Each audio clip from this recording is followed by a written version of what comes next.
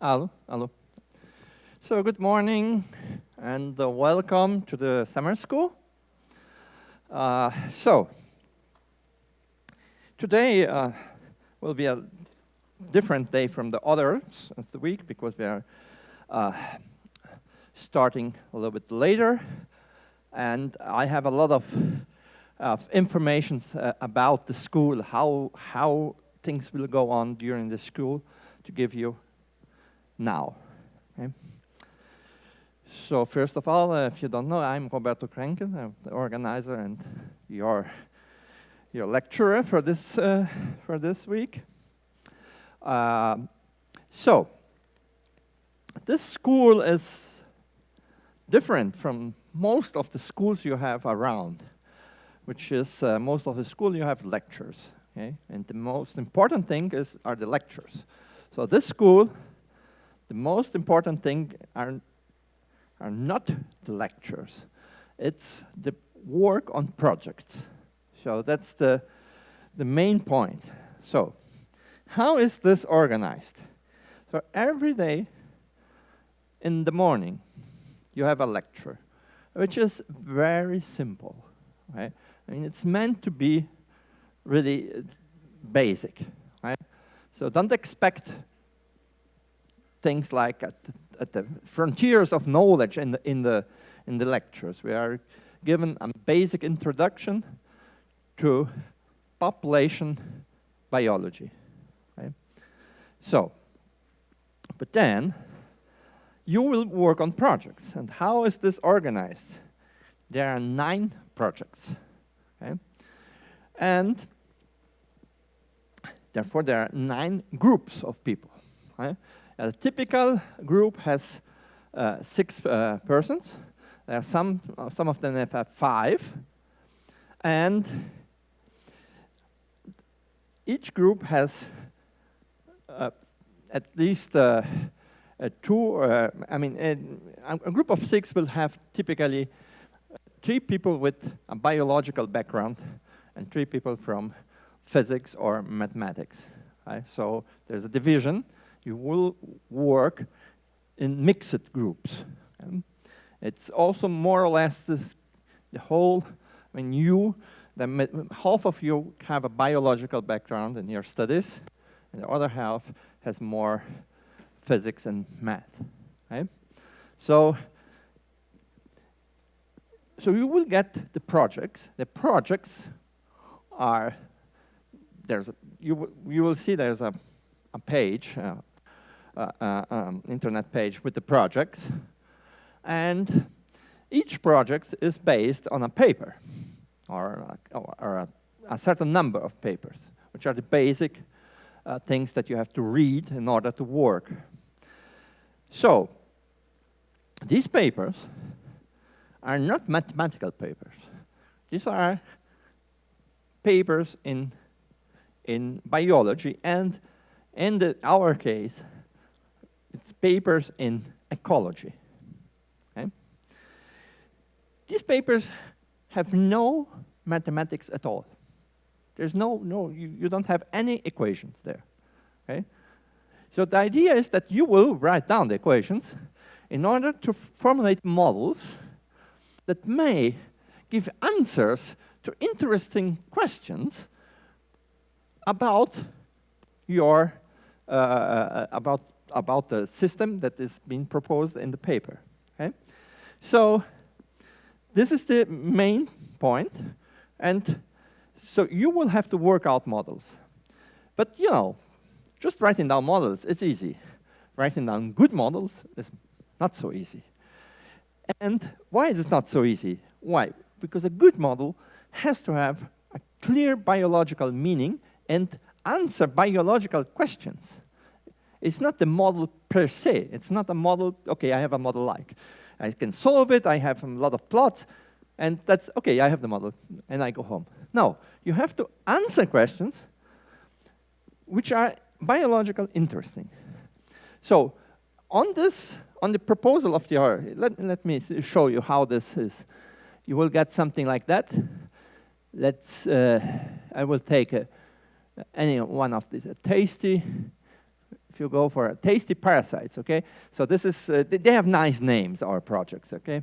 And so you get an introduction, then you get an assignment, and then you have some questions, okay? But you have to know one thing. The project is yours. If you decide you want to go making something different, you are allowed to do so, okay? So this is not something like I have to do this step, the second step, the third step. It's open-ended.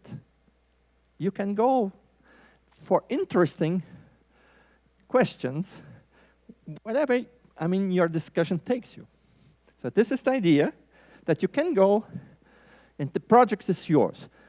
But if you just give you a paper, probably you will go without any definite direction. So we give you an initial direction. But the idea is that you will actually develop your own ideas about the papers and so on and so on. Okay? So this, all of this is you can find in our wiki page, which has the address written above. Okay?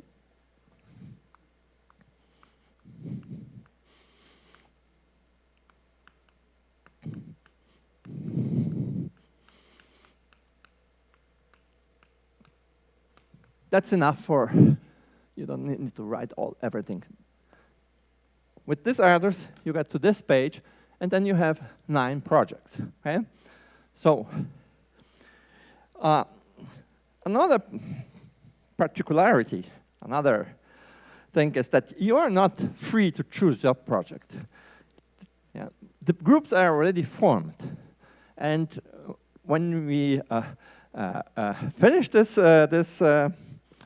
lecture, you will go out and there will be the groups divided and you will know which group you will work. Okay? That's how things will happen. Okay? So, projects are, as I told you, based on problems in ecology. Does it mean that the other things in biology are not interesting? No. But why ecology? Why? But that's what I and Paulo Inácio is the co-organizer, that's what we know. So that's it. We wouldn't be able to formulate nice projects if you give us something in, I don't know, molecular biology. I don't know molecular biology. I cannot formulate problems in this. Okay, so that's the point. So one of the main challenges in working your project is to have a real dialogue between people from physics and math and people from biology. Okay? So usually people which have a mathematical background, they know the equations. Okay? They know the equation, they solve the equation, they do everything with the equations. And if you do this in the first day and so on, and if you don't talk to the biologist, you will just split the group. That's not what should happen. You should really talk, because the biologists know the biology, okay? Which is your subject. Okay? So people have to really talk and proceed trying to advance together. Okay? That's the main thing. Okay? So where will all this lead us? We have 1 week, and you see we have really 7 days, not 1 week with 1 day off. So we have 7 days. For the 6 first days, starting today, you will work on the projects and you will have the lectures and so on and so on. On the 7 days, you don't have a day to rest. You have the day of presentation. So you will have to prepare a presentation, just typically something between 20 and 30 minutes of the group telling us your results. And I mean it, that should be a real presentation. It's not like in high school, everybody, 6 persons here, everybody telling a little bit, and we did this and this, we tried this and didn't work. No, you think, I'm in a conference, I'm in a congress, and I have to deliver my results the best way possible. So 1 or 2 persons given the talk, and which is usually sometimes a biologist and a physicist or mathematician, and usually people use PowerPoint. You are free to prepare in the way you want. So it should be like a real presentation, okay? It is not an examination, nothing. It's really a presentation, and there will be time for questions, a lot of questions, okay? So that's how the thing should proceed. So we have some activities which are the afternoon activities. You see there are 3 days which have activities at 6 o'clock, okay? You know, this school, you will be tired, okay? With that time, okay? That's every time, every year, there's at the end of school you get an email asking for suggestions and what has been good or bad, and there's always somebody saying, "Oh, I'm tired." That time, okay, you are tired. It's like sports, okay? You like football, to play football or whatever, okay? You also get tired, okay? So that's like will be the same thing, okay? You will get tired. So today, what should happen today? Today, after the lecture, in the afternoon, you will get in touch with your project. What is the subject? What it means? We will discuss. We don't expect you to write down any model or any equation today, okay? But just read. It takes time, and read and pay attention to all details. So, and at 6, each group should come here and give a 5 minutes presentation. 5 minutes. Presentation saying, my project is about this and this. My topic is this one, okay? Just saying, no equation. If you don't want, you don't need even to have a slide or PowerPoint or whatever. You can do it on the blackboard or just by telling people, my project is about this and this, okay? So each group, 1 person, given a 5 minutes presentation about the subject that will be developed in the group for this week, okay? Well,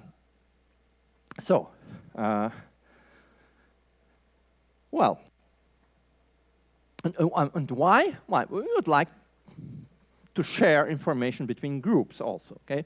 So that if you're working on some subject, you know at least that other people are working on what are the other subjects and so on.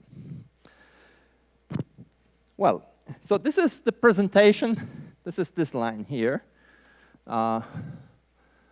Presentations, okay? Tomorrow, you have a special lecture, okay? Special lecture means what? This is a lecture given by one of our collaborators here, which is not here because he comes only in the afternoon. It's Renato Coutinho, which is a professor from the University of Federal University of ABC and a former student here at IFT. So, which is about numerical integration. So, if you don't know what's numerical integration, you will stumble on it in a minute. It means that you have equations that you cannot solve analytically. You cannot solve them by just writing down things on a sheet of paper. You need to do it, the solution on the computer. And we want everybody to be able to solve the easiest kind of differential equations, which are called ordinary differential equations, on a computer and make plots, make analysis like bifurcation diagrams and so on. And you can learn all of this in 1 hour and 30 because it will be made in a very easy way. Okay, you can do this. It will be done in two software language, and Python and R. Okay, so if you know one of them, it's okay. If you don't know, you just follow the rules. I mean, it's very easy. Okay, so that all of you will be able to do numerics in this in day 2. Well, then this one is called bestiarium. Bestiarium means question and answers about anything you want to ask. Okay, so you can ask anything, and we will try to answer. Okay? So, and the other days we expect you to be working here at least until 6 p.m. But you are free to work more. Okay? Yeah, it is. I mean, you know, this is the. It's already the number 9 in the series, so we have some experience. And usually, in this day, the last day and the day before, people sometimes really need to stay into the night. Okay? But okay, so. How will you be able to do good work from the scratch? So we have some good news for you. There will be people helping you, which are the assistants or monitors, which are people that have some experience on working with this kind of thing. Most of them have been at the summer school at some time. Now they are PhD students, or they are even already, I mean, they already graduated, and so on. So they will help you. There will be monitors with a biological background and monitors with a background in physics and math, which will be kind of critical about what you are doing and so on, because sometimes, if you have a little bit of experience, there are some lines of research that you say, okay, this is clearly will take you nowhere. Or this one is not, it's not possible to solve what you want. This line of research takes a month, not a week. So this kind of thing, you will have to try to manage also. What can we do in 1 week, okay? In not 1 year, okay? So that's the point about the monitors. So this afternoon, they will go to the groups and talk to you and so on. Our official language is English. I try to have at least, this year we don't have any native speaker of English, or we have people, native speaker of Spanish and of Portuguese. So I try to make mixing, every group has people from both languages. And so, the idea is that everybody will always understand what's going on in the group. So we will not interfere on your, private communications if you want to speak in Portuguese or Spanish or whatever. That's okay. But if you're talking in the group, and there's a person that is not a native speaker of Portuguese, for instance, there's a person that speaks Spanish, so you switch to English, please. So everybody has to understand, okay? Sometimes the person is shy and says, oh no, go on in Portuguese, okay? But actually the person is not understanding, right? But just because the person is shy, say, okay, I don't want to bother you, okay? So please, okay? Try to not to put a language barrier to interact with other people. Well, anything else, Paulo?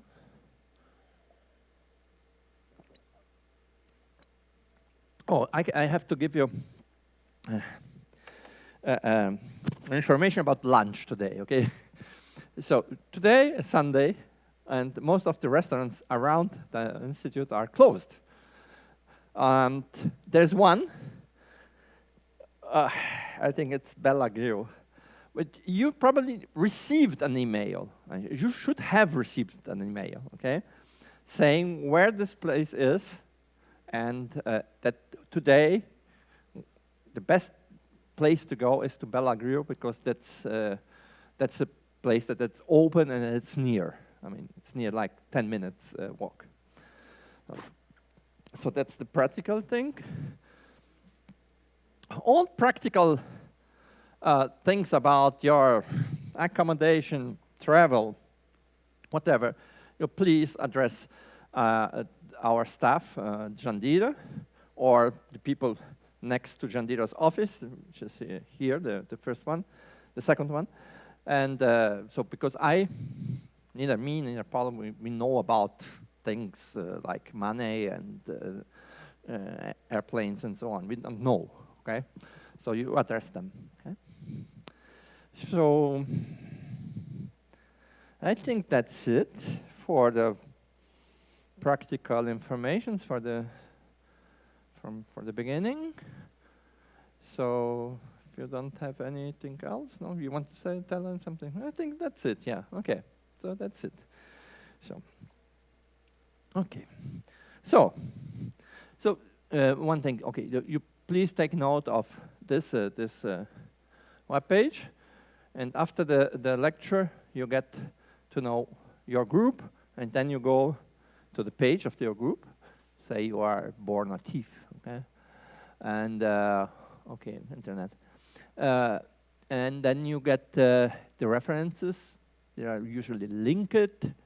It's easy to get them, and so on. This will happen today, probably after lunch, because we are 10:30. The lecture will be like 1 hour and 15, 1 hour and 30. Will be lunchtime. Okay. Okay.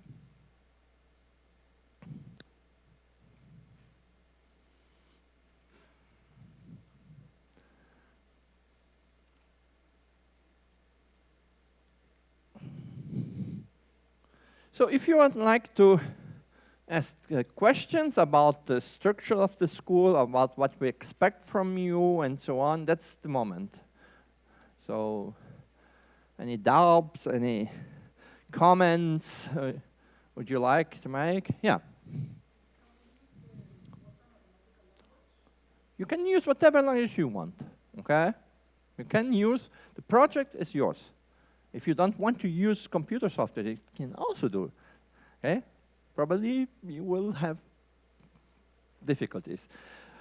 But you can do whatever you want. So, okay, for the mathematics, let me tell you something. So the projects, you know, in projects in this kind of ecology, evolution, epidemiology, and so on, this is the area we work here.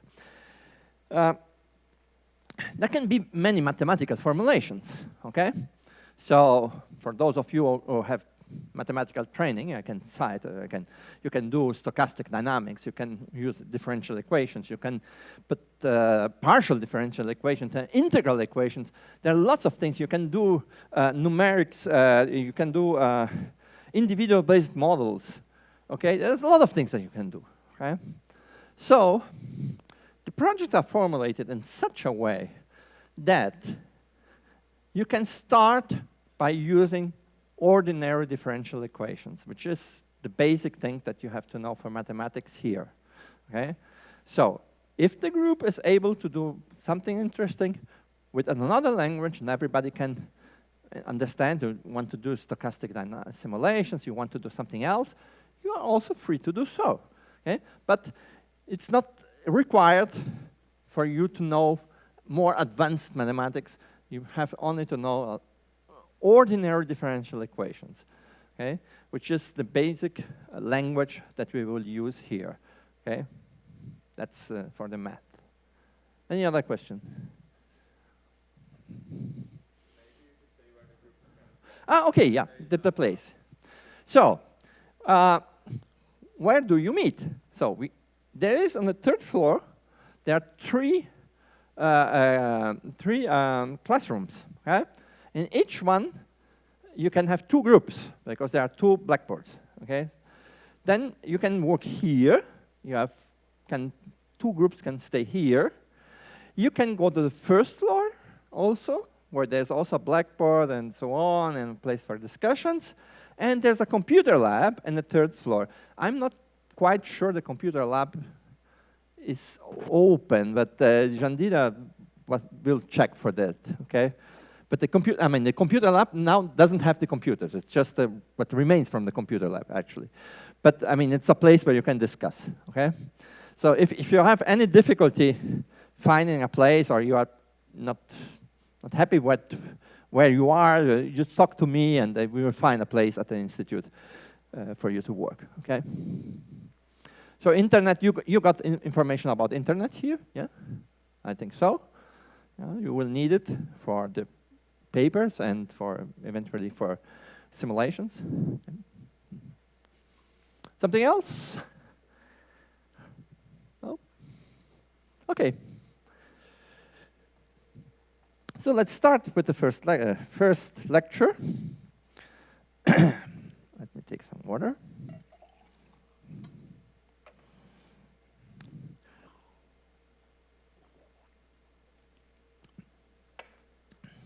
So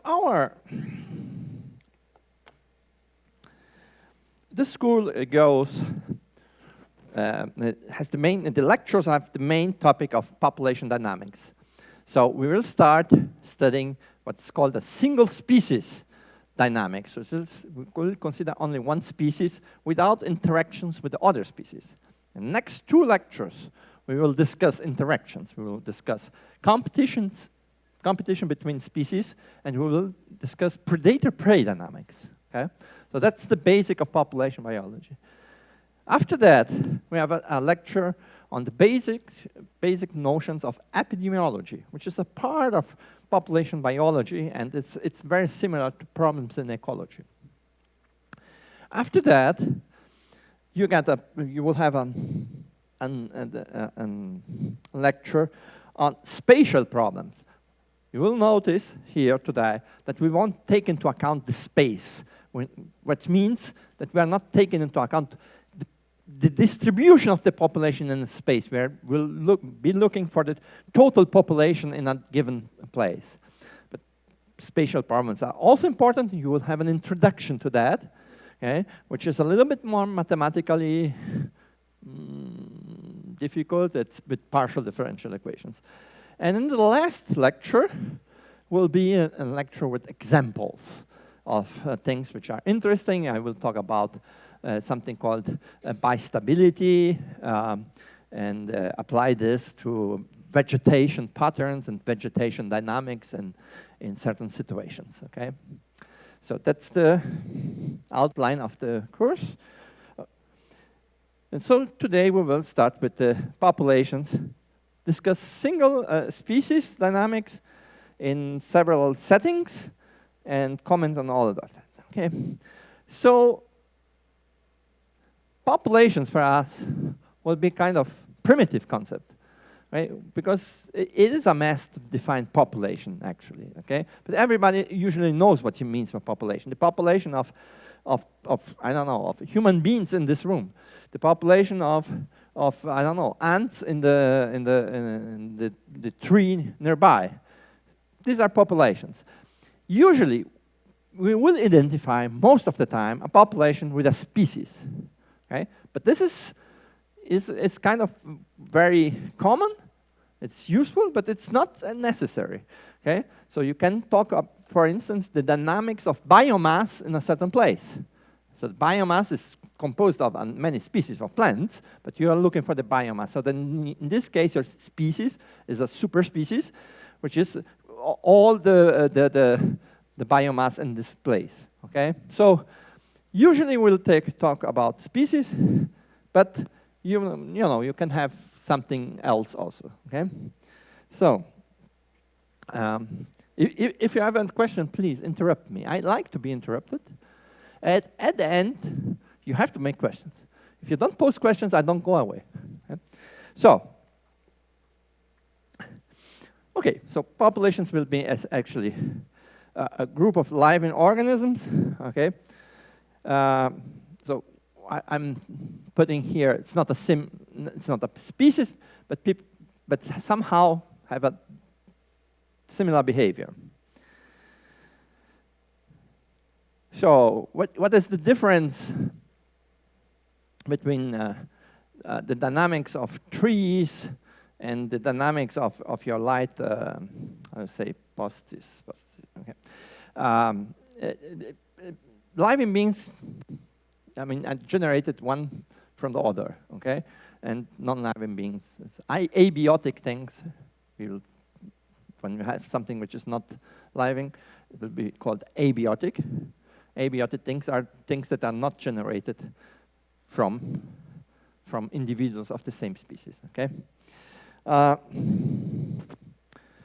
So population reproduce. So just for a small note, we will study populations. Populations are composed of individuals, but we won't study the individual behavior. Individual behavior is important for our case in how this behavior reflects in the dynamics of the population. So population is our object usually, okay? Not the individual, okay? We are not modeling the behavior. We will model how certain behavior reflects in the dynamics of the population. So, therefore, populations reproduce, so they change in size. They grow, they decrease, because of a lot of processes, okay? Reproduction, death, interactions, abiotic things like seasons and so on, migration. So there are many things that make a population of a certain species change.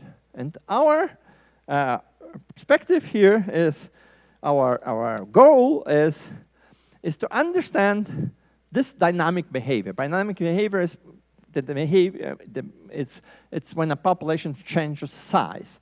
The dynamical behavior of the population, how they change size, and even at a certain point we will also discuss how they change size according to the place.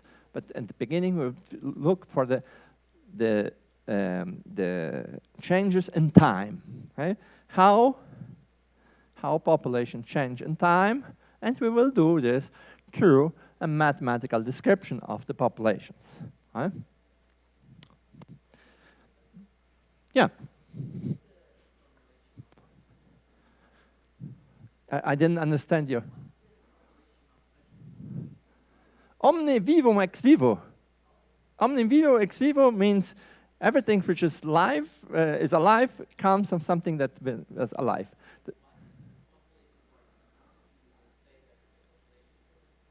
Yes, I mean, this is just to make the point that our object of study is things that reproduce, okay? Yeah.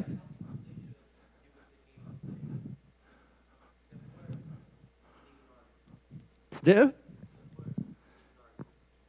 first individual of the population and so on, this is not dealt here. We're talking about, because this would be a problem in evolution, or a problem in a special thing in the studies of evolution called speciation, okay? When a certain new species emerges, okay? So that there's never one first guy, okay? It's a much more complex thing which happens, which has many different ways of having new populations, but there is not a single guy, which is the first guy, and then he reproduces. This is not usually so. It's not like that in the nature. If you want, species can be created by many ways. The most common way is the geographical separation, and then through mutations, these populations at a certain point cannot reproduce anymore, so they say that they are new species, okay? But that is not the first guy, never, okay?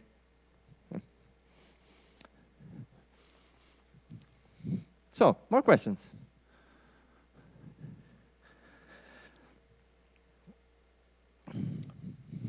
So the basic framework for us is we want to study the laws that describe the population changes in space and time. now for the beginning in time. So how do you describe a population? So the first thing is a population can be described in many ways.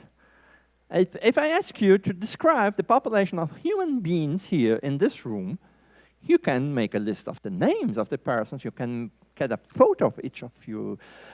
You can do a lot of things. You can say there's a certain number of males, a certain number of females. There are many characteristics in a very diverse thing, okay? So, but we will not study all this diversity of the populations in our first step, because we want to attain generality. We want to have laws that apply to many populations, okay? So you have to have a common thing for all populations. So what we will do is study the population, that the basic description of the population is given by the number of the individuals of that population, okay? So that's the basic description, okay? You could have what are called structured populations. So say you want to study, again, the dynamics of human beings in this classroom, okay? So you say, okay, we have 60 people here, okay? So our basic variable is 60, but you say, I think the dynamics of females are different from males. Then you could have a structure, which is, in this case, a sex structure. You could have age structures. You can have size structures, which are very important in certain cases, okay? For instance, fish. Fish start almost microscopically, and then you get the end of line super fish like that. So they're the population, you need to take into account the structure of the size of the population. So sometimes this is important, sometimes this is not important. And we will start with the unstructured populations. It means that populations that are described only by the number of individuals, okay? But you will see in your work on the projects, you will need to introduce structures of all kinds. So let's start without structures. So we need to describe the time variation of the population. So how do you describe the time variation of the population? So let me put this here. So for physicists, this is obvious. So if you come from a biological background, you have had maybe calculus, but not, I mean, maybe last millennia. And so you describe the time variation of the size of the population by its derivative, okay? So say n is your variable, which depends only on t. That's the size of the population, okay? N is equal to 60 here, for instance. We are studying, I don't know, E. coli. This is 10 to the 6th, okay? So time variation is given by this, okay? That's the new, that's a new number of individuals at each time step. It's continuous in time, but it's not, there are no time steps exactly. But that's how you describe the variation of a population. So I'm considering that you know what's a derivative actually, okay? We never announced the school as being a school on mathematics for biologists, okay? We know that different backgrounds, but at least you have to know calculus. Without this, I would spend a week giving you classes of calculus, okay? So that's the time variation. So what we want is to study this, but we don't want to describe time variation. We want to say, I have now population, and I have a certain number of biological processes, which can be simple reproduction, can be competition, there can be many things that make your population change in time. So you want to say, change in time is equal to biology. Okay? That's what you want. You want to put, this is a description of the time variation. You want to put your biological processes translated to some mathematical, in some mathematical way on this side. And this gives you a differential equation whose solution will be the function n of t. And so everything we do here will be like that. You put biology here, and you get the differential equations, and you get solutions, and then you study the system. Therefore, how good will your model be is, I mean, your model, your model can only obtain, it can only give you results about processes, about the dynamics of the population, which is generated by the biological process you have put here. Okay, so if you want more details, you need to put more biology here. Okay, if you want just a crude description, you don't put only, for instance, birth and death, which is the first thing we'll do. But sometimes this is not enough. In most of the cases, it's not enough. So you have to put new biological processes, express them into a mathematical way, and put them here so that you get results that reflect the aspects of the biological processes in your dynamics. Okay?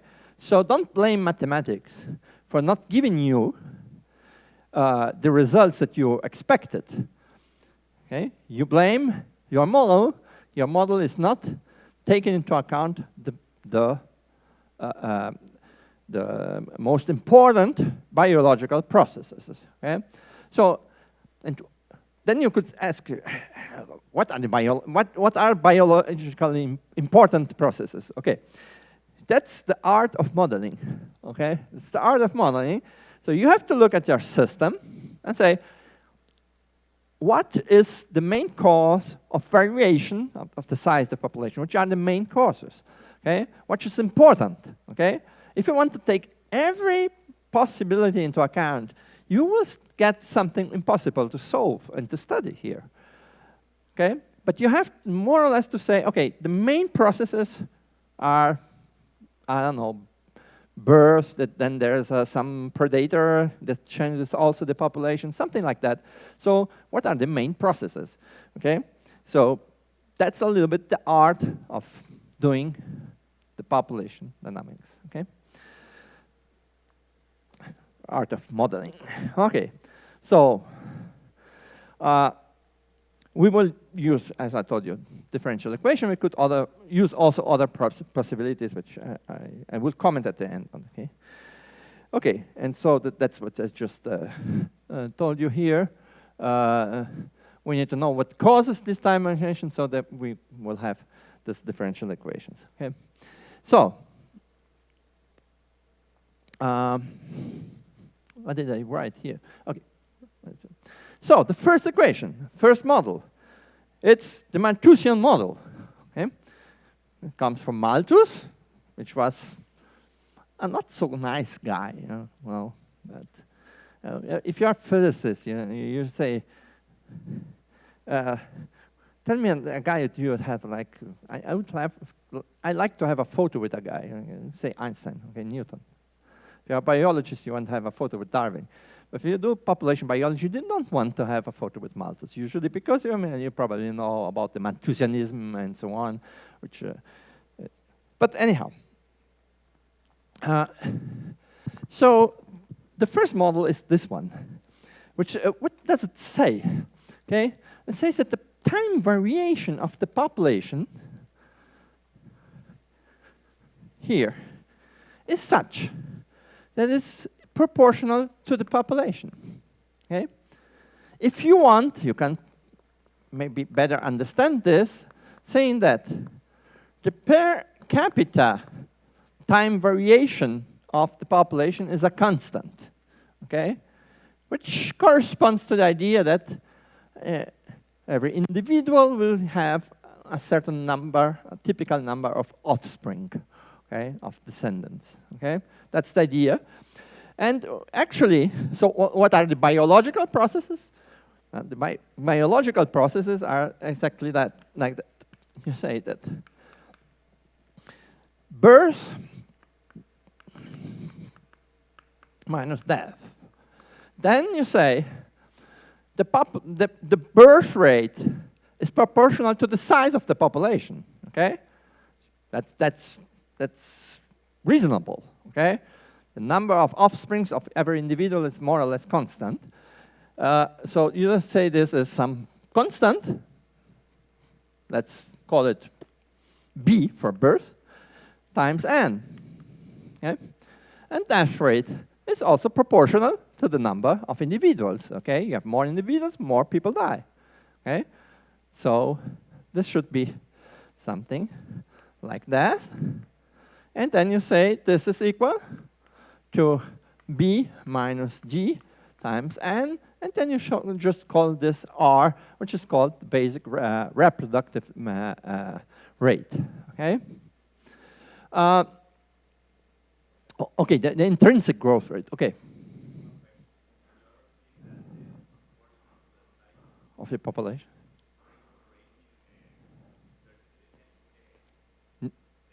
No, there's no density dependence here. What usually is called density dependence is if you have on this side something which is not constant.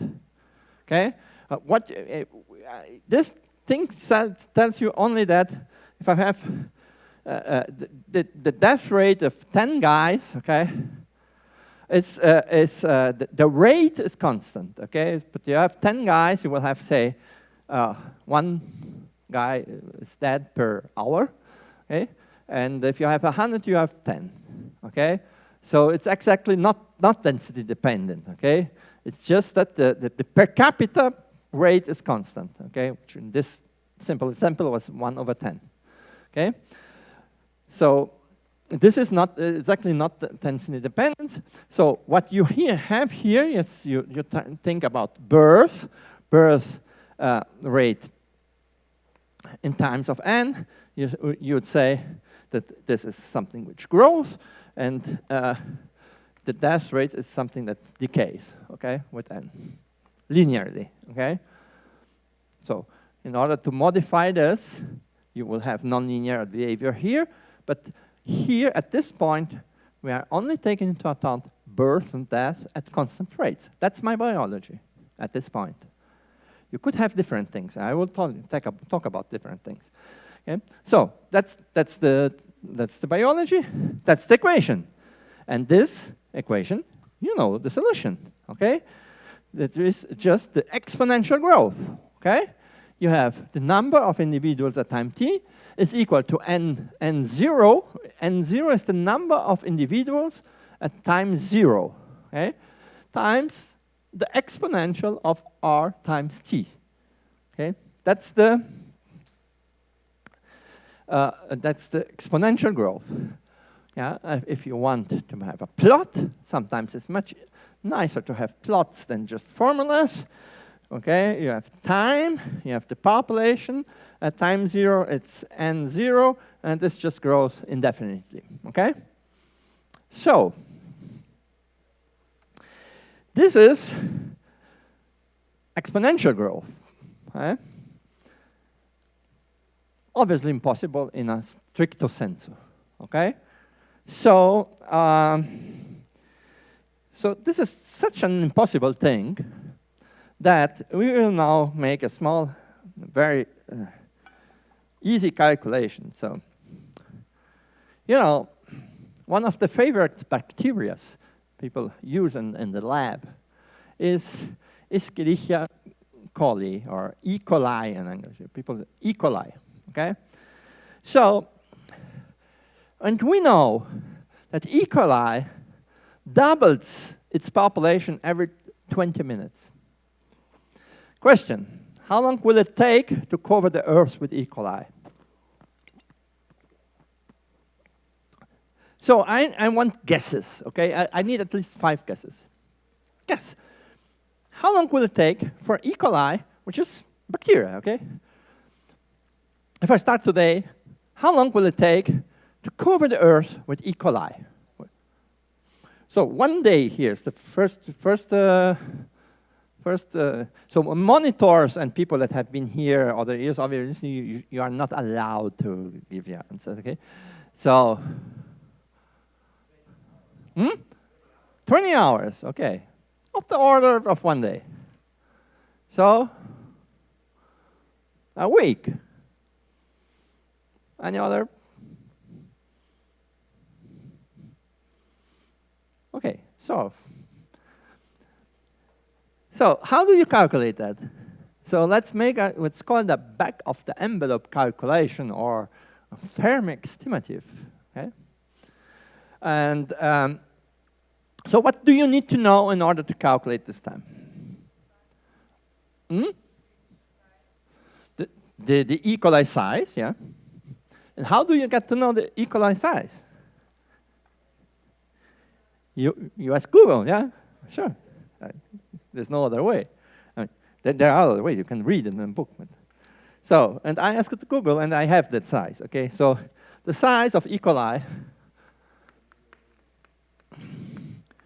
it is shaped like that, okay? So it's a kind of two-dimensional beast. So, and it is like more or less two microns, and here it's something between this and this. Okay?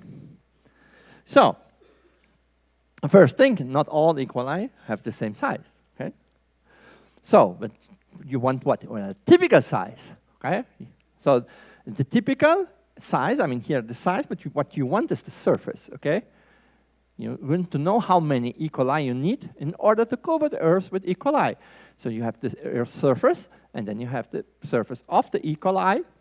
You're gonna know how long, how many equali you need. Okay, so this area here is just 2 times, let's say 0.5. It's in the middle, more or less. Okay, which makes also a nice thing like that, which gives you 1, which is a very nice number. But this is 10 to minus 6 times 10 to minus 6 is 10 to minus 12. Okay?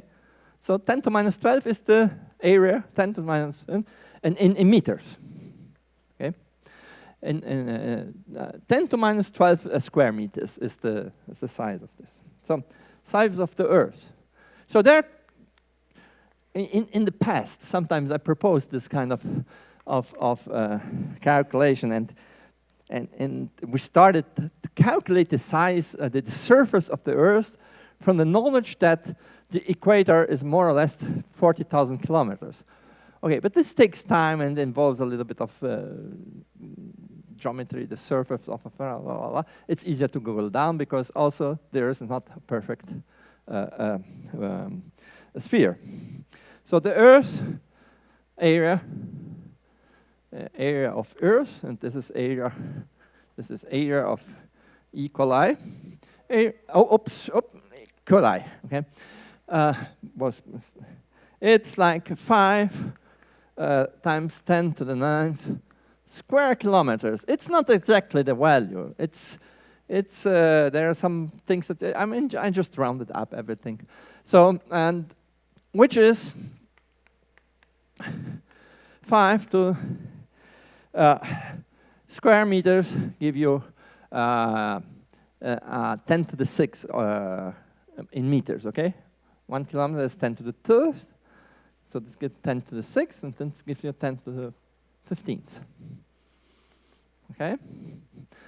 So area of Earth divided by area of equali gives you the number of equali you need to cover the Earth, which will give you 5 times 10 to 15 divided by 10 to minus 12. Okay? And that's just a number. The number gives you 5, 10 to 27. That's the number of equali you need. Now, I didn't tell you, but it was supposed that you start with 1 equali, okay? Yeah. 2 hours. Okay, he updates his guess. Okay.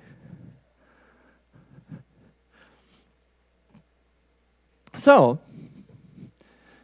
now, what is the information you have? I mean, we are considering that this thing grows exponentially. So n of t, it's n at time 0, e to r times t. And n0 is 1, okay? So, but we don't know r. Nobody gives us r. But we have enough information. The population doubles its size every 20 minutes. Let's say I start with n0, and I get 2 times n0 after 20 minutes, okay?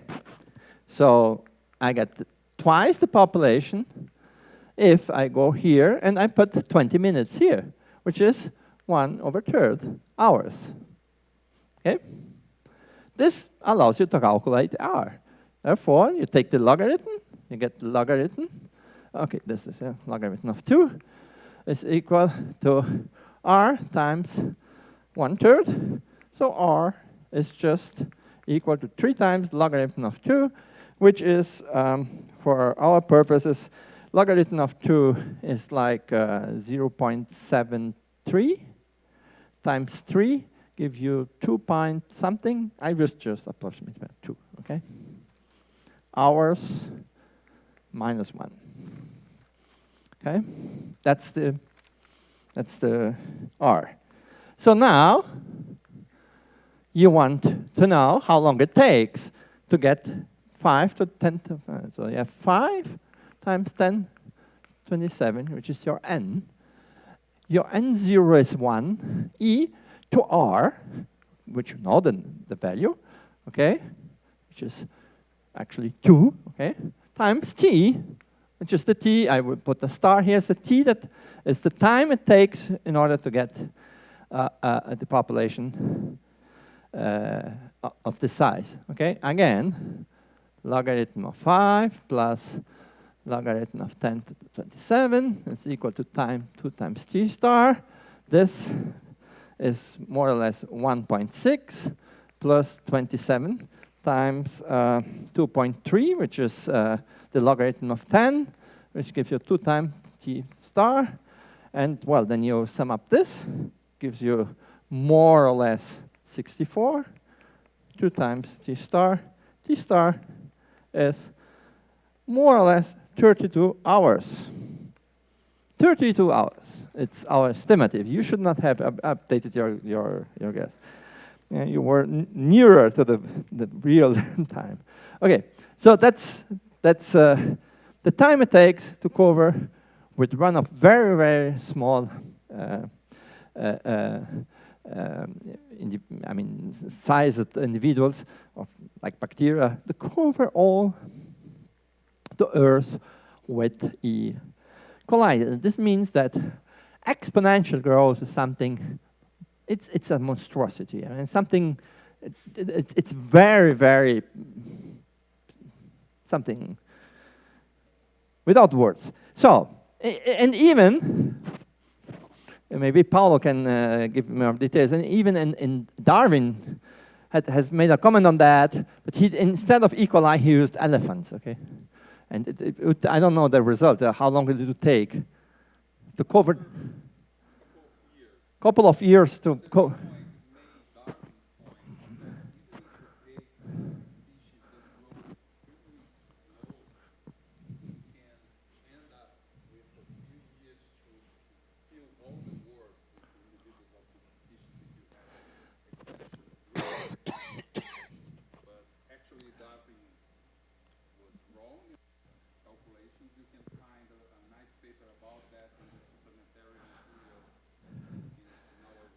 On the wiki site where you can find something on that, okay? So it was not correct, but ours is correct, better than Darwin. So, so, you see. So, now comes the point which is very important. And you physicists, please pay attention. Usually in physics, you formulate a theory. Then you test the theory. If the theory doesn't work, you just throw away with the theory. You start again from scratch. Okay, so that's the cartoon version of a Popper way of seeing science, and this doesn't work like that actually. Okay, so I'll give you some examples. Okay, so you could ask, is this theory, can this theory, then this formula be tested? Your supposition, I mean, your hypothesis about the equation that gives rise to exponential growth is that you have a constant rate of increase of your population, a constant rate. And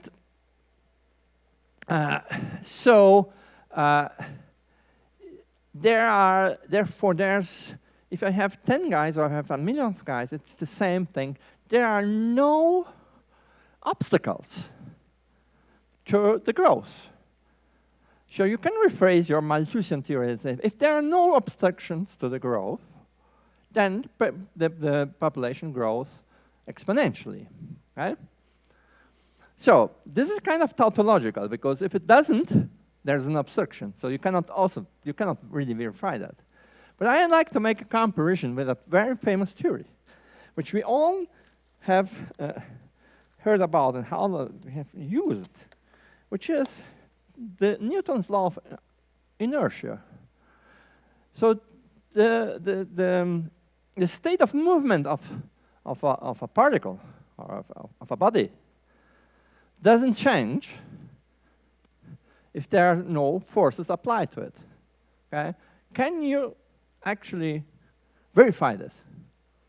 I say, okay, you have a body. I go on and I throw it, and well, it stopped. Do I throw away the inertial law? No. Why? There's a force acting. Okay, then I say, okay, you better go to a good lab.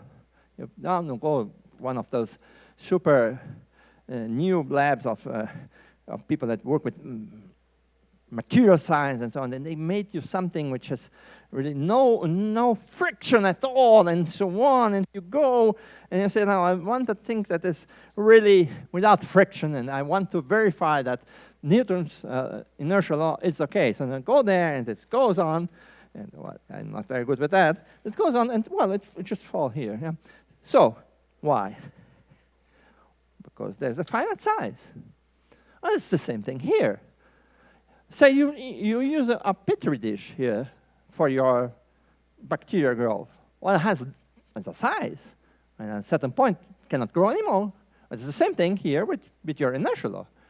So therefore, you should not look at this as something which is, okay, that's not good. It's actually very important. It has similarity to the idea of the inertial law. If there are no obstructions in Newton's law, means the state of movement doesn't change. If there are no exceptions, you have exponential growth. So there's a similarity between these things. Okay.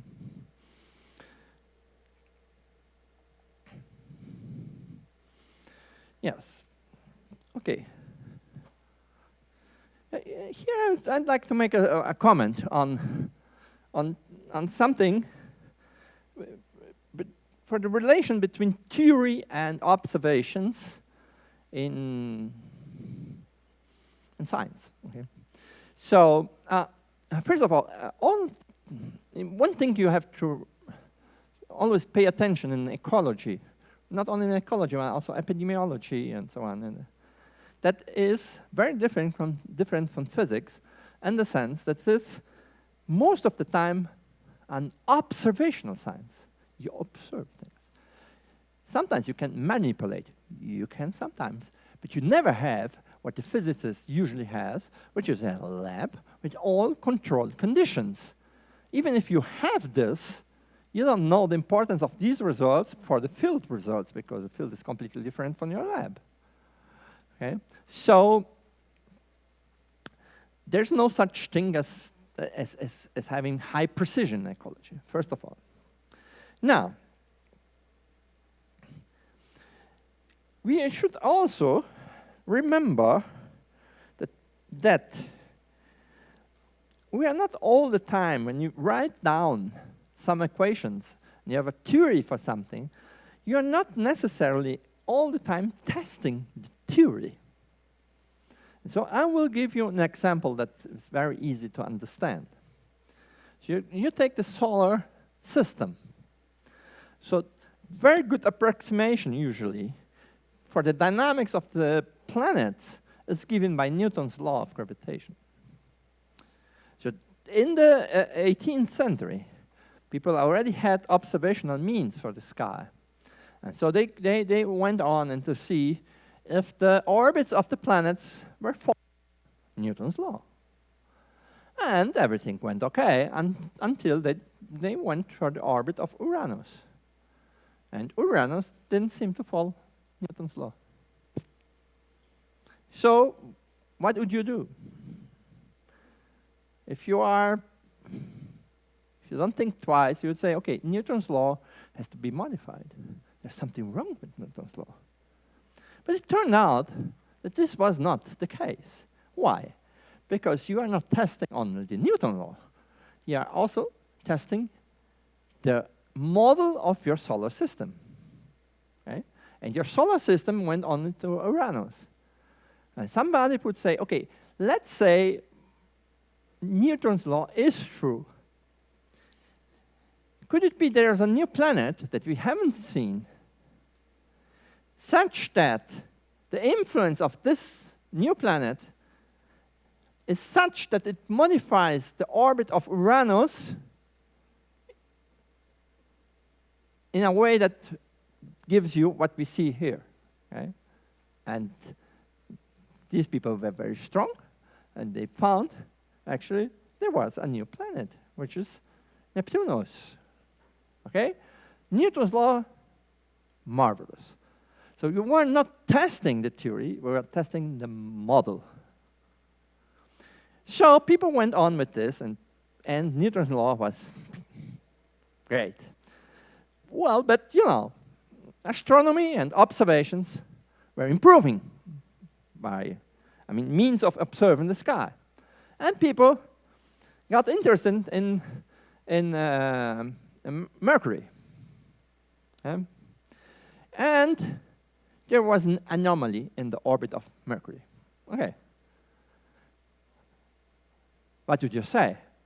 Oh, my model of the solar system is wrong, and I will find a planet that modifies the orbit of Mercury such that it has the behavior that we observe by telescope. And they calculated, and they gave a name to this planet. It's called Vulcanus. And it doesn't exist. There was no planet there. So then they said, okay, but Mercury is very close to the Earth, and probably there's some fluid of something going on near the Earth. And they tried a lot of theories. And it turned out that Newton's law were wrong.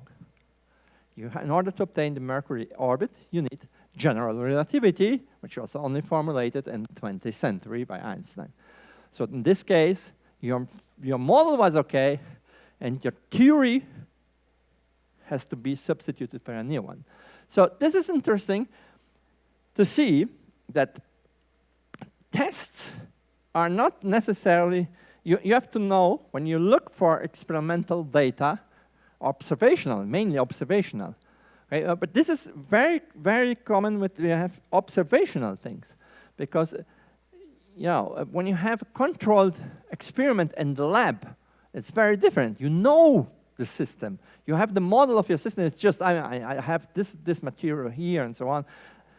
So that's usually easy to know, and you can test the theory. So in observational science, like ecology in many ways, or in cosmology, for instance, you need to pay attention and to really, really know if your model is okay, or is it your theory, and so on and so on. Okay. Okay, closing this almost philosophical discussion, let's go on and move with the math. Any comments on that? No. Okay. So this is just what I told you. Sometimes you have, with exponential growth, sometimes you have things like that. That's the population of the USA growing, and it is kind of growing exponentially during a certain period of time, from the 18th century to the beginning of the 20th century, and then it goes to some not exponential growth, something that's just less than an exponential growth. Okay, so by the way, this means that this describes a biological invasion, and this shows that actually, when you say the population in USA, this is really not a very good thing. Okay, this is the population of white people invading USA. Okay, it's not considering the original people of USA. Okay, so maybe I should skip this thing here. Okay, so so let's stay with E. coli. E. coli, it's easier. So this is E. coli on a petri dish. Okay, so this is very close to an exponential, but you know it has to stop. Like, otherwise, we've been covered with the E. coli. Okay, so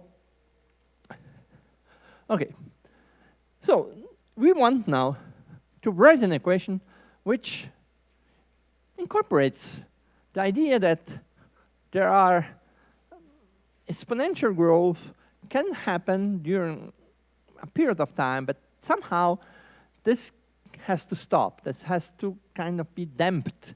The exponential growth should be slowed down. Okay, and so we will write a model that incorporates that. Okay, which is called the Logistic Model. So there's something. So we are not modeling what is slowing down the growth of the population. We could have space, we could have nutrients, many things. Okay. So the simplest way to do this is to do it mathematically in the following way. I just write down an equation which is similar to the Maltose equation, but has a new term which has always a negative effect on the population growth. So this thing I wrote there, so say you have Maltose. Okay, you could say, okay, Maltose is this. I divide everything by n, and I get this is the Maltose Law, which is the population growth rate per capita is constant. And you say, okay, now this should not be constant actually. When the population is small, there are maybe no obstacles. But when the population is large, there will be, for instance, no space for everybody, no nutrients for all the individuals.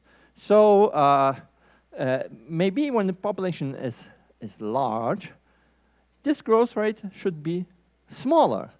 Therefore, I multiply this by something like that. I have a proportionality constant. This is k is always positive, and here we are taking r positive. Otherwise, this has no sense. Okay.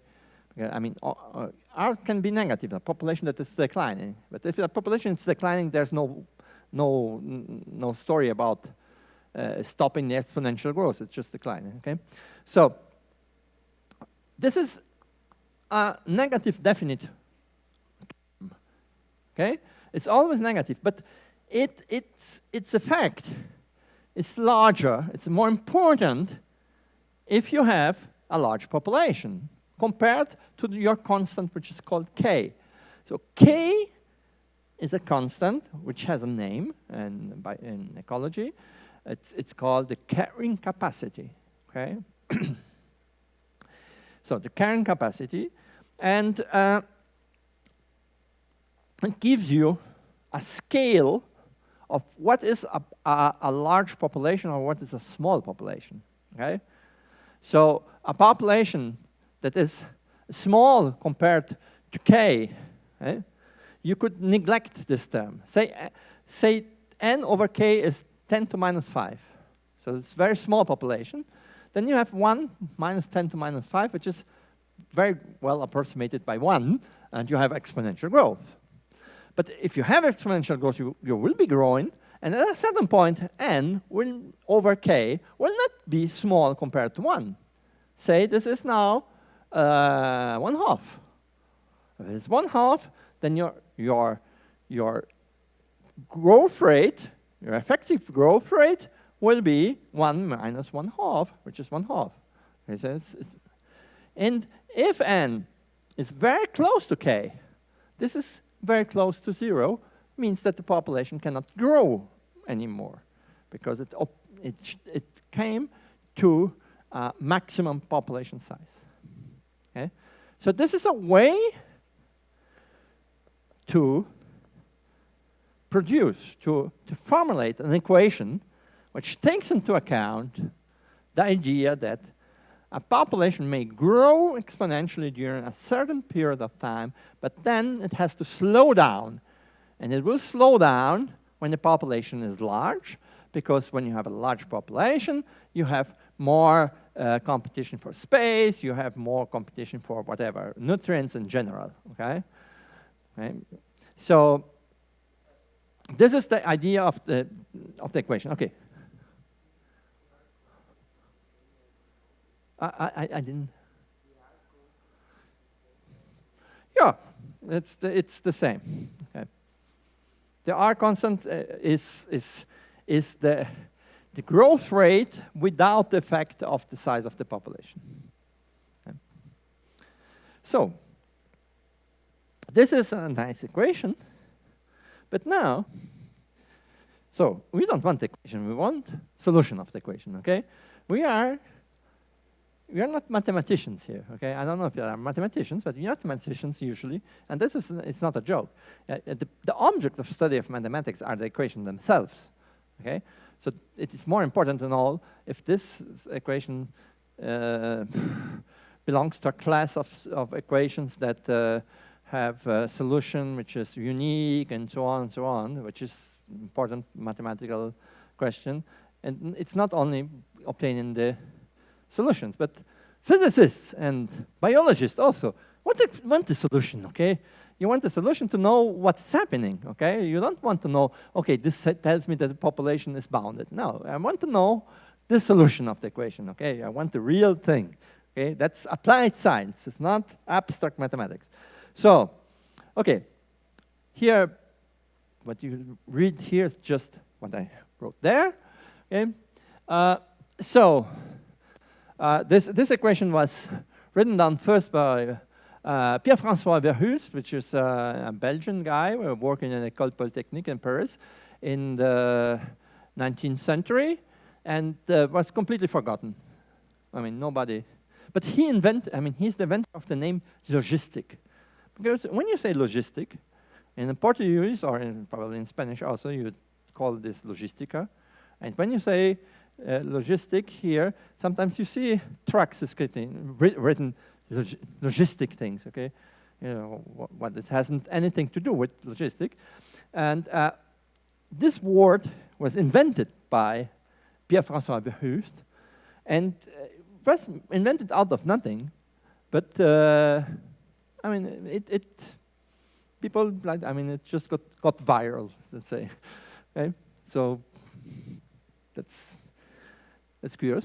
And actually, all of this was rediscovered by this, in the beginning of the 20th century, by this guy, which is a very, very important guy, Raymond Pearl, which is one of the real modern-day initiator of population biology, a guy that had actually done experiments on the logistic equation, trying to really do experiments with blowflies and with flies, not blowflies, with flies in the lab and so on, so on.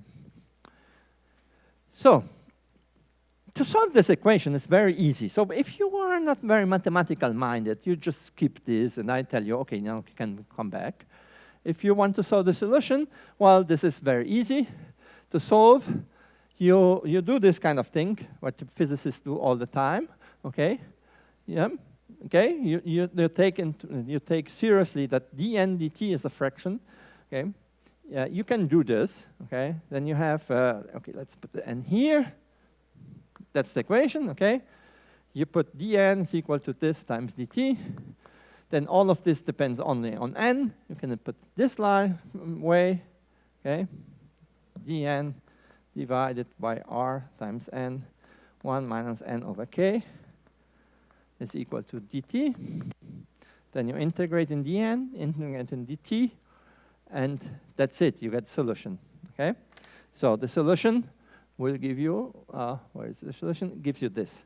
This is the result of this integration. I don't want to do integrations here. It's the kind of thing that you do yourself, okay? So, okay, that's the solution. And does it look nice? Okay, so it is maybe easier to look at this solution and have the plot of the solution, which is like that. Okay? Here you have n over time. You start at n0 and say here are 3 examples of n0. n0 is very small, it grows exponentially, and it goes to an asymptotic value, which is k, which is the value of the solution, or in your case, the population, when time is very large. For a long time behavior, it goes to a constant. Okay? So it goes to a constant. Well, you could also start actually with a value of your population, which is above k. And in this case, you would only decay, and at the end of the day, you get to the value k. So what does it say? The solution of this equation is, if you wait a long time, a large enough time, you will get a constant population. Constant population which has a certain value, which is the k. Okay? So that's the message of the logistic equation. Okay. Okay. Comments on that? Comments. Okay. So we got the solution. Okay? We are happy. Now, look at the equation of the logistic. There's the logistic equation. Yeah, just let me write this a little bit differently. Okay? You have dn dt. It's equal to r times n minus r times n squared over k. Okay? Just make an explicit form. Okay? So this is a nonlinear term. In practice, I mean, there are many ways of defining a nonlinear term, but in practice is if you have something here which is not linear with an n, it's a nonlinear term. Okay? So it's a nonlinear equation. And we solved a nonlinear equation, which you should say, hoo-ha. Okay? It's really nice. We solved a nonlinear equation. Why? Because, you know, in the process of solving this, you got this thing here. You got this integral here. And this integral has a primitive. You can write down the solution, and the function that is the integral of this. Okay? You go to the books and you see it's not difficult. So you actually got the solution. So now you could say, okay, this is not the only model in science. You could have something, maybe something different, like dn dt is some function of n. Okay? Because I told you, I'm putting biology on this side here. Okay? So when you say I'm putting biology here, I have birth, paths, and now I have saturation. I'm saying that all populations have saturation, but I could have different things. Many more biological facts. We have only very few biological facts, which is birth, death, and that there is a process of saturation. Okay? So there could be something very different here. And then you could do all this manipulation here. You could do this calculation. You'd arrive here with some f here. Okay? And in most of the cases, you don't have a primitive. You don't know how to do this calculation. Okay? So you cannot find the explicit solution of the equation. Okay? So this case is an exception. It's the case where you can find the solution. Okay? So now let's have a conversation about solutions called analytical, numerical, and so on. Okay? So one thing is finding a solution in terms of functions that I already know, which is the case of the solution to the logistic equation. Okay? Where is the solution? Here. I already know the exponential function. I know polynomials and I know fractions, so I know these functions. So I could write the solution in terms of function that I already know. Okay? So this is nice. Now, say you had some more complicated thing here, which was not the logistic, something more complicated. And you could not write down the solution in terms of functions that you know. What does it mean? Does it mean there's no solution? No. Doesn't mean there's no solution. It just means that it cannot be written in terms of functions that you know, but this is not a mathematical statement. Okay? That's a psychological statement, what you know. It's not a mathematical statement. Okay? Depends on what you know. Okay? So actually, there will be, most of the time in your projects and so on, you will face equations that you don't know how to write the solution in terms of known functions. But this is the problem of your knowledge. There are solutions to these equations. Okay? They have solutions, and they can be calculated by numerical methods, which is what we will learn tomorrow evening. Okay? There will be ways of getting these solutions, not as as an expression, a closed expression like the ones I had here, but there will be ways to access information about the solution without actually writing down the solution in terms of known functions. Okay? So this was an exceptional case here, because we could solve this. And if you people from physics or math, if you want to play a little bit with the logistic equation, maybe you could just make a substitution. N is equal to 1 over some other function.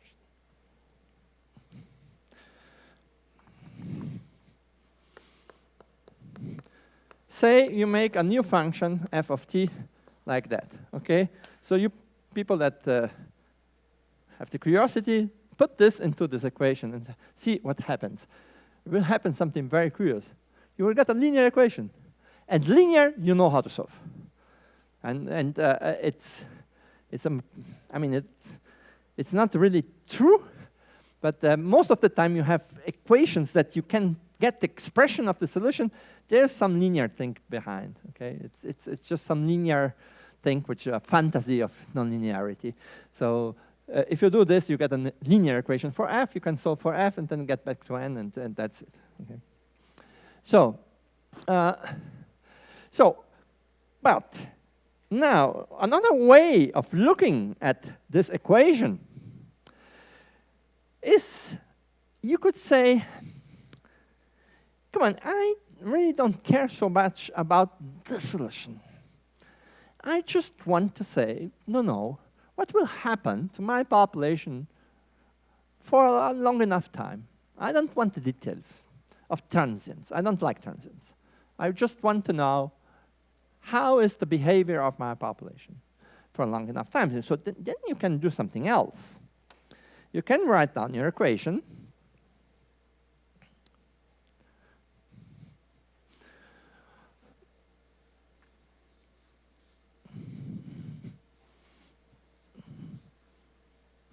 Let's write down the equation here.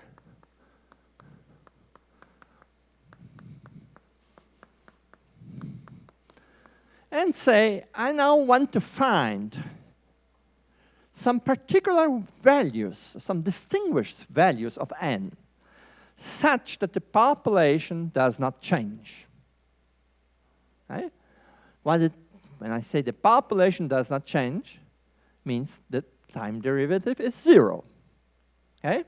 So I want to know some special values of n. I put a star here saying that's a special value, okay? Such that this is 0. Okay? So you have two possibilities. One is n0 is equal to 0, and the other possibility is n star equal to k. Okay? These are two possibilities. Okay? So these are called the fixed points, or fixed points of the equation. These are the values that where the population does not change. So now, then you could say, what will happen to my system over the time? I could do a kind of analysis here that could get you the result that the population will, over the time, be close to the value k. How would you do this? Okay? How would you do this? This is called the, what I will do here, it's called the qualitative analysis of differential equations. Qualitative analysis says, okay, I have the fixed points here. And now I want to know what happens to my solution. So I begin by making a plot. That's not a good plot. Okay, dn dt times n. Okay? So I want just to make the plot of this side. Okay? So it's the derivative in terms of n. So this here, it's a quadratic. Okay? If you look here, that's a quadratic polynomial. It's a parabola. Okay? It's a parabola. So let's draw the parabola. So the parabola will cross the 0 when dn dt is 0, which is 0 and k, and actually with a little bit of calculation, you get this is the plot of dn dt in terms of n. Okay? Now, let us say I start somewhere here.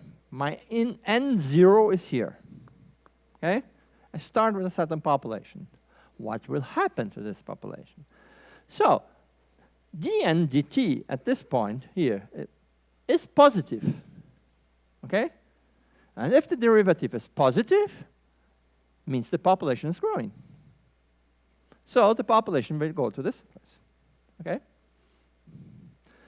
And this is valid for every point here. It will go and grow, and it's positive. But no, here, when it's here, it's still positive, but it's smaller than here. So the speed of increase, the velocity of the increase is smaller until it goes to 0. Okay? Here you have no variation. So the population will go this way. Now, say, if I'm on the other side of this, the derivative is negative. The population will decrease. Therefore, it will go this way. So if I start here, or I start here, will give you the same result. It will grow until it comes to k. Okay? Because k is constant. If you arrive at k, the population doesn't change anymore. Okay? So this analysis tells you that the population if I start with the population at any value of n, at the end of the day, I get a constant population of value k. Right? And I did this analysis without solving the equation. Okay? I didn't solve the equation. I had the solution, everything, but okay, now think you didn't have the solution. Okay? You could have obtained the same conclusion that for large times, I get a constant population of value k just by making a qualitative analysis of this kind. Okay? Very good. Now, okay. So, there's some jargon here from ecology, and the idea is you have what is this equation here?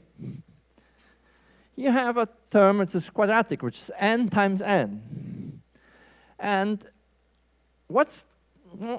so it's modeling the saturation of the population. Okay, it will get saturated, but not only saturated, there will be some processes that are behind the saturation, so that this can be competition for space or for nutrients or something. Okay, so this means that there will be a kind of competitions of individuals of these populations with individuals of the same populations in order to have access to nutrients or to space or vital elements for the growth of the population. Okay? So this is a phenomenon that is called by intraspecific competition. Intra means between, okay, the same population. Intra, same species. Intraspecific population. So that's the jargon for ecological people. So, okay, here are some examples. Obviously, they are competing for space. Trees in the Amazonian forest compete for light, usually. Okay, why? So, okay, you see, when you get to models, okay, you have to know what's important. Okay? So there are nutrients that a tree needs. Okay? And it's not only light. Okay? It's also and mainly water. But what is the real limiting factor in the region of Amazonas? Okay? The limiting factor is not the water, because it's very wet. So trees are not limited by water. Okay? So they are limited by, by light, because you get denser, and then you need to get light. Okay? So, and that's actually, you could think about this as it has something to do with the fact that the trees are tall, because being tall is advantageous for a tree in this case. Okay? Because you get the light. Nice, you get everything you need from light, and there's enough water to circulate. Okay? So you don't have a problem with water. You have enough water to be super tall. Okay? Because if you are tall, you need a lot of water. Okay? And you get the light. Okay? Like this. So the limiting factor is light. It's not the. If you would like to write, for instance, a model to model more specifically this kind of situation, you should not take into account the water. You shouldn't take into account that there's some abiotic factor, which is the light. Okay? So now, if you go to semi-arid regions, okay, where it's like in northeastern Brazil or north of Chile, for instance, or many other regions, like near deserts, okay, like near the Sahara, but below the Sahara. So semi-arid. There's some water, but there's not much water. So in these cases, you expect what? You expect that the water will be a limiting factor. If it rains, there's not enough rain, then you expect the water to be a limiting factor. So you better be, it's not an advantage to be tall, okay? So you get this kind of shrubs, okay? So it's advantage not to be tall, okay? So the limiting factor here is the water. The light, it's okay, you get the light. But it's like that you look at this and say, okay, a tall tree would need much more water, and this has no advantage because anyhow there's a lot of sun.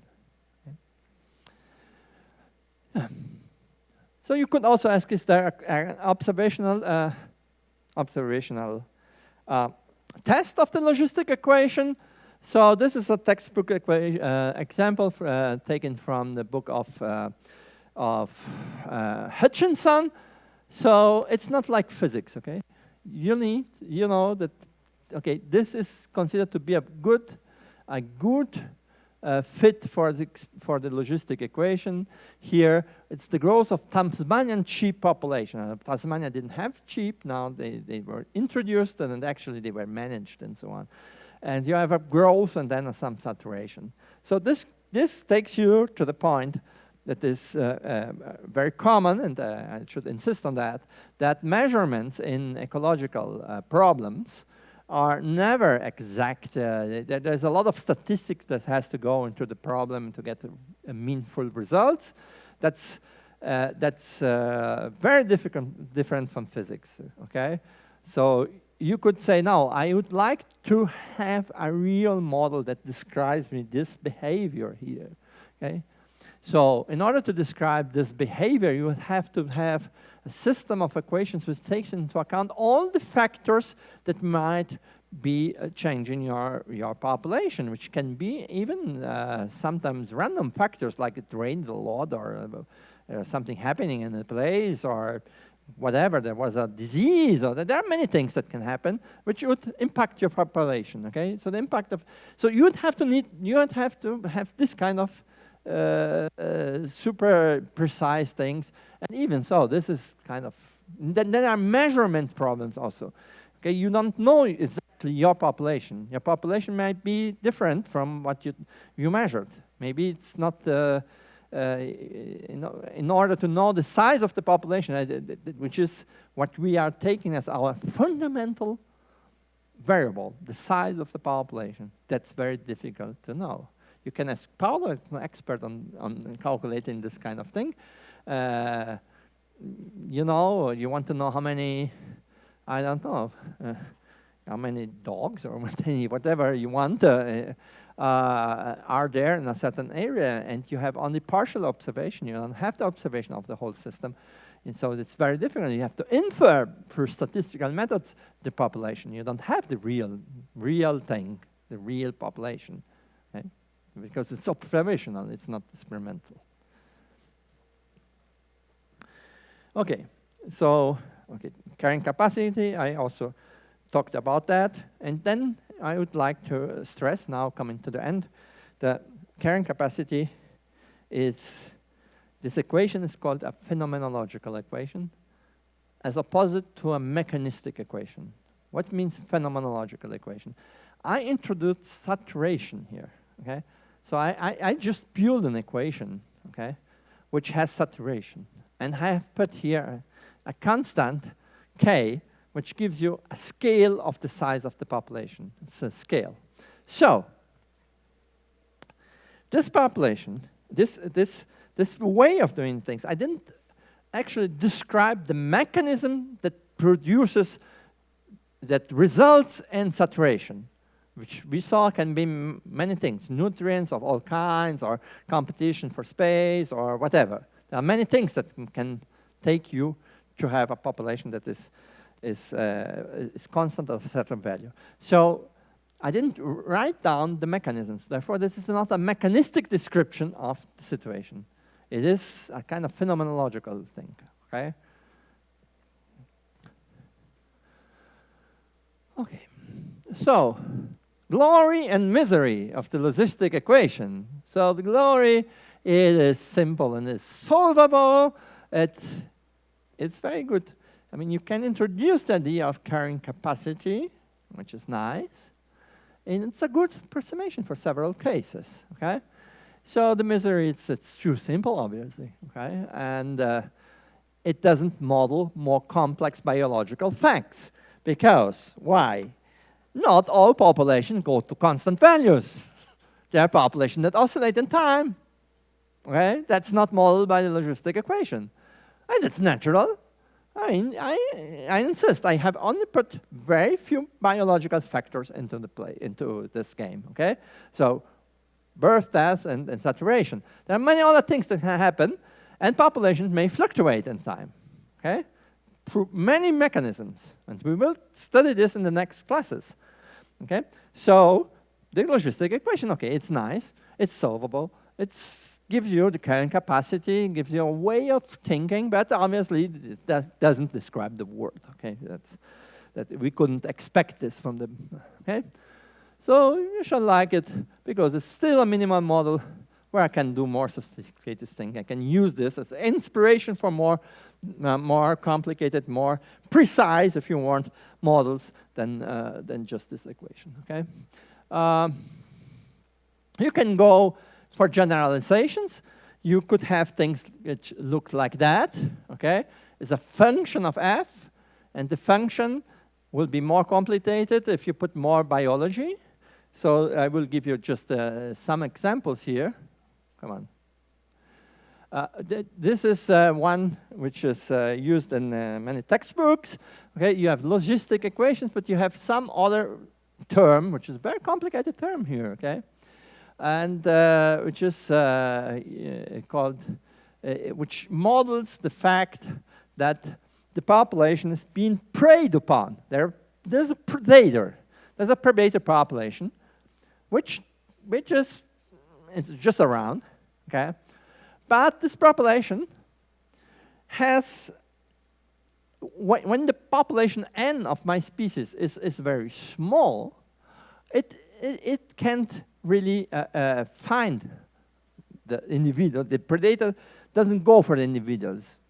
It goes only if the population is of a certain size. And then this has to saturate it because predation pressure cannot be infinite. Okay? So this is one of the examples. I won't go into the solutions of this. You can look in this book from Murray, which I will give you the reference. And then there's this kind of thing, Ailey effect, putting a third order polynomial. And this describes populations which need a minimum population size to be viable. Right? So you need a population, very small population are not viable. And you need a minimum size of the population, and if it attains the minimum size, then it grows more or less logistically up to a certain saturation value. Okay? So this is a very common, the Ailey effect is a common effect in nature. This can be because when a small population can have many problems in life. Okay, one of them, if it's a population that reproduces sexually, it may be difficult in a population of small size to find, to reproduce, to find partners, to find a male, find a female, and vice versa. Or it could also be that small populations are very easy preyed upon. Prey is a small population that's very easy, and it just eats all of them, let's say. Okay. In a larger population, there can be tactics of defense due to the size of the population against the predator. It's very common in fish and birds and so on. Okay, this is just to have another one example. So you can have a lot of forms on your equation, and none of this is solvable by what we call analytical methods, or by the solution cannot be written in terms of known functions. But no, as I told you, that's a problem of what you know, not of the mathematics. So, okay. So what you will do if you get to this kind of thing, you do this kind of analysis of which is called the qualitative analysis. So analyzing the behavior of the solutions is by graphical methods, which gives you not the solution, but the behavior for a long time, which is sometimes the only thing you want. Okay? You don't want the full solution. Okay. Okay.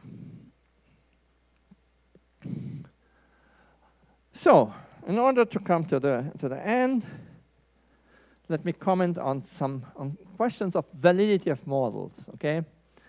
So we have a parameter which has been introduced in the Maltose equation. Okay. The dimension of this parameter is time to -1. So why? So why? Because here you get dn dt. It's equal to r times n. Okay. So the dimension here is population divided by time. Okay.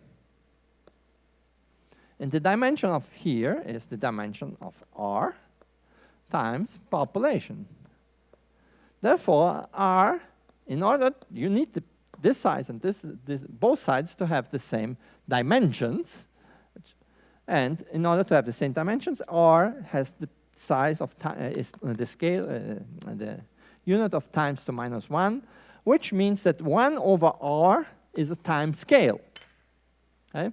It's a time scale, which is the typical time scale for the population, for you to know how to see growth and of the population, see the changes.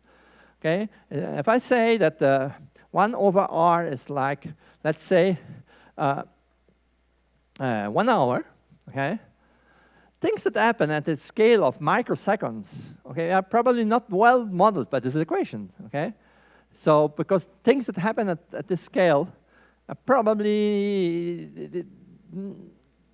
of a different nature than the population that they are describing. It's something that happens at the time of microseconds. The population didn't change because well, 1 over r gives you 1 hour. Say that everything which happens on very smaller scales will not be well described. Okay, so your models usually are valid on a certain time scale, okay? And also for the other side, models are valid for most of the things we are writing here are valid on the ecological time scale, which is the time scale of the ecological processes. Okay, for much larger processes, you have evolution, you have speciation, you have a lot of things which are not in a model. Okay, so your model is usually valid for a certain time scales, and I have some. Okay, and the same thing happens with the parameter k. K is a scale of population size, and they are important. And our models are usually valid only on a certain time scale. Okay, here's an example. So that's the population of Europe from the time 1000 to the time 1700. Okay, so it's growing. In certain periods it's growing and it's decreasing and it goes on. Okay, so can any one of you guess what is happening here with the population of Europe? It's the plague. Okay, so that's where the first wave came, and in the 14th century, and here the second drop here is actually around 1666, which is a very important year in the story of physics, which is called the Annus Mirabilis of Sir Isaac Newton. When Newton wrote his main contribution in science, it was in 1666. And then you go with all those cartoon things and in your, I don't know, in your preferred like a National Geographic thing and so on, and you want to know Newton and so on. What will they show you? A guy under a tree with an apple falling on him. Why was it under the tree? Because he was not in London. Why wasn't he in London? Because there was plague and he had to go to the field, to some place where there was no plague. So that's the drop. Okay, so coming back to our thing. So that's the variation. So now, if I want to describe this, okay, I should take into account the growth of the population, and the interaction with the pathogen. Okay? Good. So, now if I look on another time scale, okay, from 500 to the year 2000, all that rich dynamical behavior is gone. Okay? It's actually here. It's just a small, was not very important. So, and if you go for a larger time scale, well, a larger time scale is estimated Earth population. Okay, I don't have Europe population, but you look at that, okay, and you cannot even see. There is a small thing here, maybe, that it can be the plague, okay? So you cannot even see this thing. So this means the time scale of some like 100 years or tens of years in the time scale and between the 14th and the 17th century in Europe, you have to take into account models that have the dynamics of a pathogen. Now, if you are interested in a larger time scale, you see, maybe your logistic equation is just okay, because this is just some small variation. And so therefore, for larger time scales, a different model can be better to explain population dynamics. Okay? And if you go for a super large scale, you have just some kind of Malthusian growth. Okay? So depending on your model is valid on some time scale. Okay? You have to find the appropriate time scale and also the appropriate space scale. Okay? So we didn't discuss interactions, and this is very important. But it's interactions. It's the influence of one population on the other population. This can happen in many ways. Okay? But we could say make a kind of classification of like competition when the interaction between population is detrimental for both. You can have predator-prey dynamics, and you could also have like things like mutualism. Okay, population that benefit from one another. So all of this has not been taken into account, and this will be the subject of next two lectures. Okay, how interaction affects population dynamics. Okay?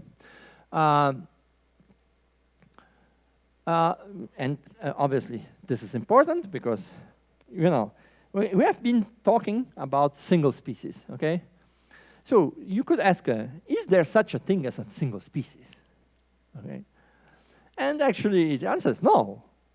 In stricter sense, I mean, if you really want a real answer, stricter sense, I mean, is there a single species? No, all species interact somehow. Okay, so then you say, okay, why are you talking about the single species things? Okay, we will try to build many species or multi-species models from things that we have learned from single species. Okay, but then comes also the problem, which is a it's a finer problem. It's a more complicated thing. Is that, well, actually the actual network of interactions between species is usually enormous, thousands of species. And you don't want to model thousands of species all the time, okay? So that's a problem, okay? You don't want a system of 1,000 differential equations, okay? So you have to go, okay, try to build things step by step and so on. So, but there are some populations that are actually, so this is just one of the simplest cartoon networks of trophic interaction. Trophic means the species which preys upon the other species. So this is the basic species here is tundra plants, and this is the top predator as wolf, and so on. And so there are interactions here, okay? And so this is, it's a cartoon thing, it's much really larger. And you could ask, but are there situations where the single species dynamics is a good description? Okay, so there are. So if you look for Okay, let me go this, at that.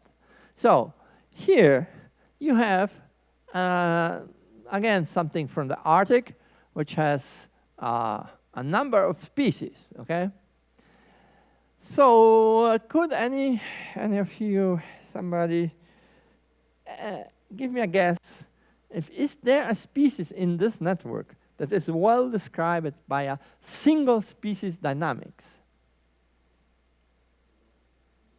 Yeah, okay, the presentation of the design induced you to think that it's the one in the middle, okay. So, but why?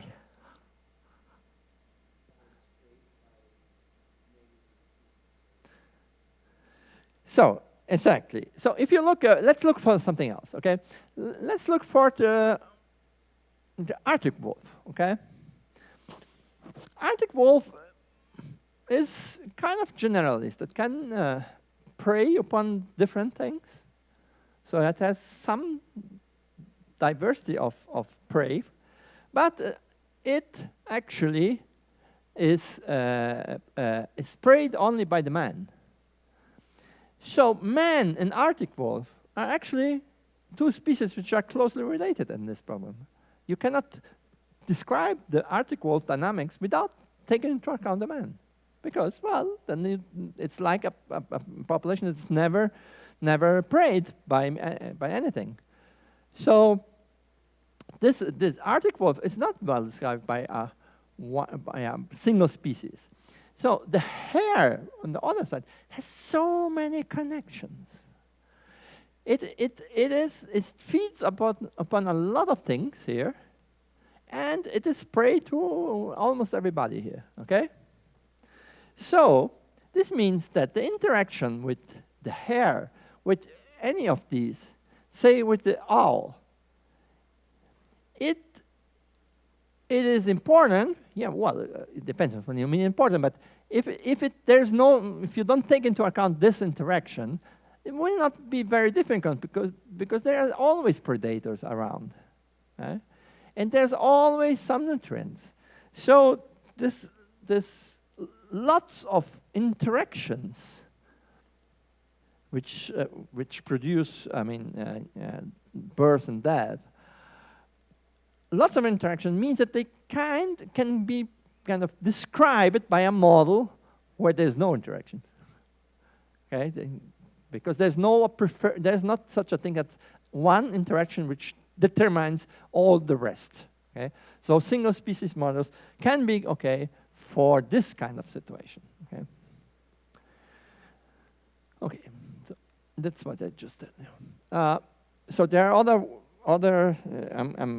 It's getting late. There are other kind of models, okay, which are not given by differential equations, and many of them are given by what is called discrete time. What's a discrete time? There's some species that have a clear behavior according to some time scale. Like, say there are species that are seasonal.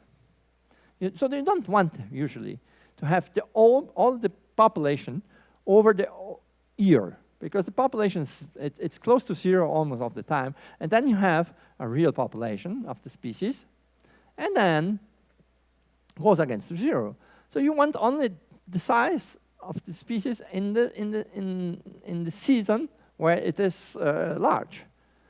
So you want to say things like, in 2010 I had a certain number of individuals, in 2011 I had a certain number, 2012, 2013. So the time is not continuous. The kind is step by step, and in this case it's year by year. Okay, so this is not described by the differential equations. Okay, this is described by what discrete time dynamics, and discrete time dynamics means that at step t+1, the population is a function of the preceding step t. Okay, and this doesn't need to be seasonal. It can be generational time. There are species which have non-overlapping generations. It's common with insects. They don't overlap. So I want to say that generation 1 has this size, the generation 2 has another size, the generation 3 has another size. So I don't want to have the continuous time description. I just want to know the size of per generation. So it goes step by step. Therefore, this is not described by differential equations. It is described by something. For instance, it could be like that. This is the Maltose Law in discrete time. In time plus 1, it's a function of time t. Okay? So this, as you know, this is the description of a geometric progression. And this grows indefinitely. It's a geometric progression with the rate alpha. Okay, this is the Maltose Law with discrete time. Discrete time seems easier sometimes. People say, okay, if I have to go, many biologists, I have to go for population dynamics. I need to understand differential equations. But why can't I live my life without a differential equation? Just live my life with these things, which are much simpler. I don't need derivatives. If you do this, you have a difficult life. Okay?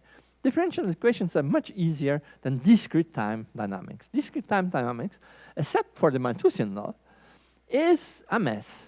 It is difficult to study, and there's chaos, and there's a lot of things in it.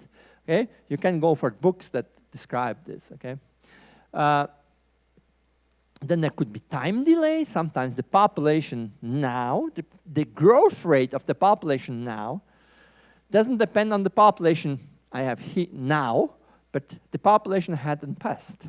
Because maybe I have a population here, which is not all of them reproducing. They're juveniles, for instance, or they are old individuals. Maybe only the individuals that were born a certain time ago are the ones that are reproducing now. Therefore, there's a time delay between the size of the population and the growth.